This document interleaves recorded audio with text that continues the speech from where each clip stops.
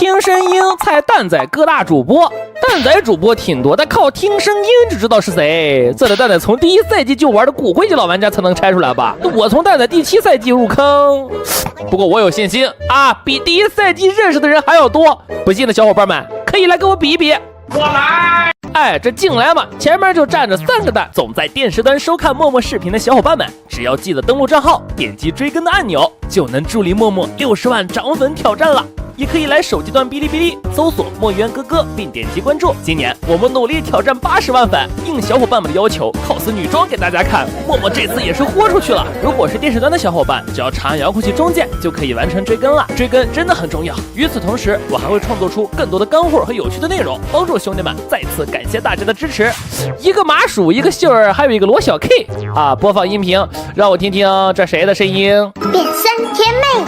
高峰期的街上堆满车子，长长的一队堵塞 Max， 好事 Dust 纷飞中，换上了花粉症的 Masco Melo， 卡修了等待着 Collection， 快点可里立刻 Traco Me。不是哪位呀？自己认领一下行不行？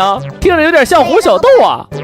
是这个罗小 K 吧？还真让我猜对了。哎，我也太厉害了。不知道屏幕前的兄弟们，你猜对了吗？带你们再去看下一个。家徒四壁啊！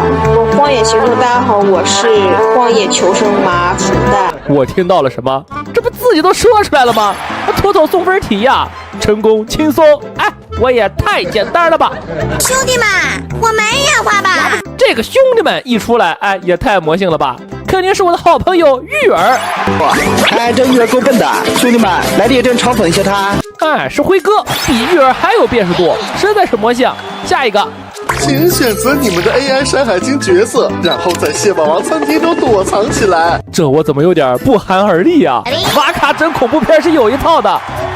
玩了这么久的山海经啊，别说找异常啦。听说秀儿他们最近住在山海经里边了，那这保镖大队哎，是不是能借我玩2天啦？嘿嘿嘿，目前为止没有认不出来的。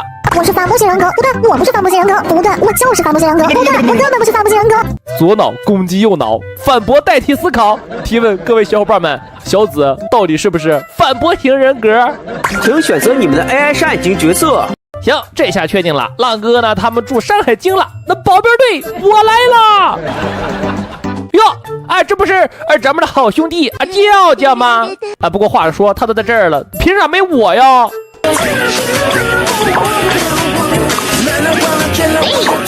这啥 VIP 取视听啊？看着这个比较帅的啊，山岳兔用的，据说是炫技主播。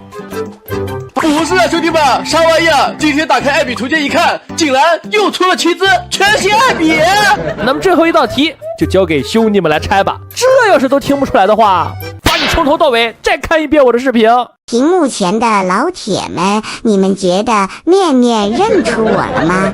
完美过关，哎，根本就没有咱不认识的。这半个骨灰级老玩家也算是挑战成功了。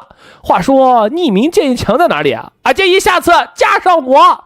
谢谢老铁们，我真是太有礼貌了。